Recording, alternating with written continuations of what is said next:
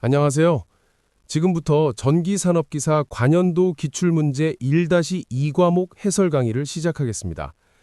에듀 채널에 가시면 더 많은 기출문제를 보실 수 있습니다. 11번째 문제는 무한직선도체 주변의 자속밀도에 관한 문제입니다. 공기 중에 있는 무한직선도체에 전류 I암페어가 흐르고 있을 때 도체에서 R미터 떨어진 점에서의 자속밀도는 몇 웨버 퍼 제곱미터인가요? 보기는 다음과 같습니다. 1번 I 나누기 2파이 R, 2번 2뮤0 I, 3번 뮤0 I 나누기 R, 4번 뮤0 I 나누기 2파이 R입니다. 정답은 4번 뮤0 I 나누기 2파이 R입니다. 앙페르 법칙을 적용하면 무한직선도체 주변의 자개의 세기는 I 나누기 2파이 R이며 자속밀도는 자개의 세기의 투자율 뮤0를 곱한 값입니다. 따라서 자속밀도는 뮤0 곱하기 I 나누기 2파이 R이 됩니다. 진공의 투자율 뮤0는 4파이 곱하기 10의 마이너스 7승 헨리 퍼 미터입니다. 12번째 문제는 무한평면도체 표면의 최대 유도전하 밀도에 관한 문제입니다. 오류 신고가 접수된 문제이므로 반드시 정답과 해설을 확인하시기 바랍니다. 무한평면도체로부터 D미터인 곳에 점전하 Q 쿨롱이 있을 때 도체 표면상에 최대로 유도되는 전하 밀도는 몇 쿨롱 퍼 제곱미터인가요? 정답은 1번입니다. 영상법을 이용하면 점전하 Q에 의해 도체 표면의 반대 부호의 영상전하가 유도됩니다. 최대 전하 밀도는 점전하에 가장 가까운 도체 표면의 수직점에서 발생하며 그 값은 마이너스 Q 나누기 2파이 D 제곱으로 표현됩니다. 거리 D가 가까울수록 최대 전하 밀도는 커지며 이 원리는 정전차폐와 접지 설계에 활용됩니다. 13번째 문제는 평행도선 간에 작용하는 힘의 크기에 관한 문제입니다. 선간전압이 66,000V인 두 개의 평행 왕복도선에 1kA의 전류가 흐르고 있을 때 도선 1m마다 작용하는 힘의 크기는 몇 뉴턴 퍼 미터인가요? 단 도선 간의 간격은 1m입니다. 보기는 다음과 같습니다. 1번 1, 2번 10, 3번 20, 4번 200입니다. 정답은 3번 20 뉴턴 퍼 미터입니다. 평행 도선 간의 힘은 뮤0 곱하기 I1 곱하기 I2 곱하기 L 나누기 2파이 D로 구합니다. 4파이 곱하기 10의 마이너스 7승 곱하기 만의 제곱 곱하기 1 나누기 2파이 곱하기 1을 계산하면 20 뉴턴 퍼 미터가 됩니다. 선간전압은 이 계산에 영향을 주지 않으며 같은 방향의 전류가 흐르면 인력, 반대 방향이면 척력이 작용합니다.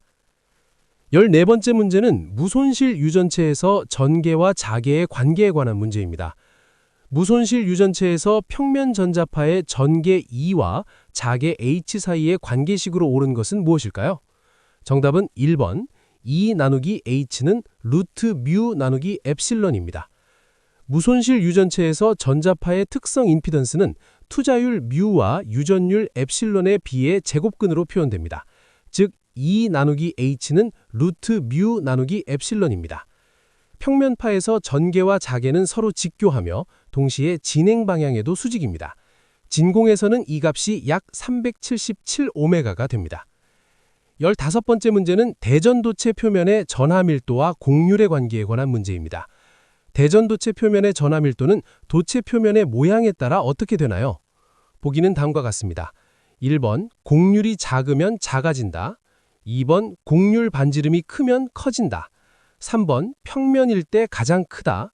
4번 곡률 반지름이 작으면 작다입니다. 정답은 1번 곡률이 작으면 작아집니다. 곡률은 곡률 반지름의 역수입니다. 곡률이 작다는 것은 곡률 반지름이 크다는 의미로 표면이 완만하다는 뜻입니다. 반대로 뾰족할수록 곡률이 크고 곡률 반지름이 작아져 전하가 집중되어 전하 밀도가 높아집니다. 이것이 바로 피레침의 원리이며 뾰족한 끝에서 전하가 집중되어 방전이 쉽게 일어납니다. 16번째 문제는 전기량 단위 환산에 관한 문제입니다. 1암페로아우어의 전기량은 몇 쿨롱인가요? 보기는 다음과 같습니다. 1번 1 나누기 3600, 2번 1, 3번 60, 4번 3600입니다. 정답은 4번 3600 쿨롱입니다. 전기량의 단위 쿨롱은 1암페어의 전류가 1초 동안 흐를 때의 전하량입니다. 1시간은 3600초이므로 1암페어아워는 1암페어 곱하기 3600초가 되어 3600쿨롱이 됩니다. 배터리 용량을 표시할 때 자주 사용하는 암페어아워를 쿨롱으로 환산할 때는 3600을 곱하면 됩니다. 17번째 문제는 강자성체의 종류에 관한 문제입니다. 강자성체가 아닌 것은 무엇인가요? 보기는 다음과 같습니다. 1번 철, 2번 구리, 3번 니켈, 4번 코발트입니다. 정답은 2번 구리입니다. 강자성체는 외부 자개에 의해 강하게 자화되는 물질로 철, 니켈, 코발트가 대표적입니다. 구리는 반자성체로 외부 자개와 반대 방향으로 약하게 자화되는 성질을 가집니다. 자성체는 강자성체, 상자성체, 반자성체로 분류되며 강자성체는 비투자율이 매우 크고 자기 이력 현상을 나타냅니다. 18번째 문제는 맥스웰 전자방정식의 물리적 의미에 관한 문제입니다. 맥스웰 전자방정식의 물리적 의미 중 틀린 것은 무엇인가요? 보기는 다음과 같습니다. 1번 자개의 시간적 변화에 따라 전개의 회전이 발생한다. 2번 전도전류와 변이전류는 자개를 발생시킨다. 3번 고립된 자극이 존재한다. 4번 전하에서 전속선이 발산한다 입니다. 정답은 3번 고립된 자극이 존재합니다. 맥스웰 방정식 중 자개의 발산은 항상 0이라는 식은 자기 홀극이 존재하지 않음을 의미합니다. 자속선은 항상 패곡선을 이루며 시작점이나 끝점이 없습니다. 전기장과 달리 자기장에는 고립된 자극, 즉 자기 홀극이 없다는 것이 맥스웰 방정식의 핵심 내용 중 하나입니다. 19번째 문제는 직렬 연결된 커패시터의 파괴 순서에 관한 문제입니다.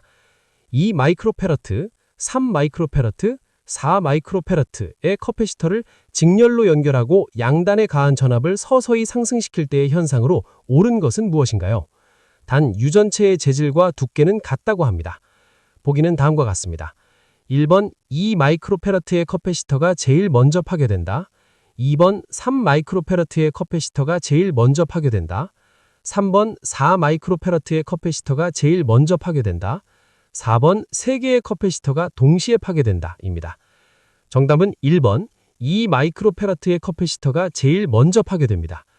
커패시터를 직렬 연결하면 각 커패시터에 걸리는 전하량은 동일하고 전압은 정전 용량에 반비례합니다. 정전 용량이 가장 작은 2 마이크로페러트에 가장 높은 전압이 걸려 먼저 파괴됩니다. 유전체 두께가 같으므로 내전압도 동일하여 전압이 가장 높은 쪽이 먼저 절연 파괴됩니다. 20번째 문제는 패러데이관의 밀도와 전속 밀도에 관한 문제입니다. 패러데이관의 밀도와 전속 밀도는 어떠한 관계인가요? 보기는 다음과 같습니다. 1번 동일하다, 2번 패러데이관의 밀도가 항상 높다, 3번 전속 밀도가 항상 높다, 4번 항상 다르다 입니다. 정답은 1번 동일합니다. 패러데이관은 전속선을 묶음으로 나타낸 개념으로 단위 면적당 패러데이관의 수가 바로 전속 밀도입니다. 두 개념은 동일한 물리량을 서로 다른 방식으로 표현한 것입니다. 전속 밀도 D는 단위 면적을 수직으로 통과하는 전속선의 수이며 이는 패러데이관의 밀도와 완전히 같은 의미입니다. 이상으로 전기산업기사 관연도 기출문제 해설 강의를 마치겠습니다. 에듀 채널에 가시면 더 많은 기출문제를 이용하실 수 있습니다. 감사합니다.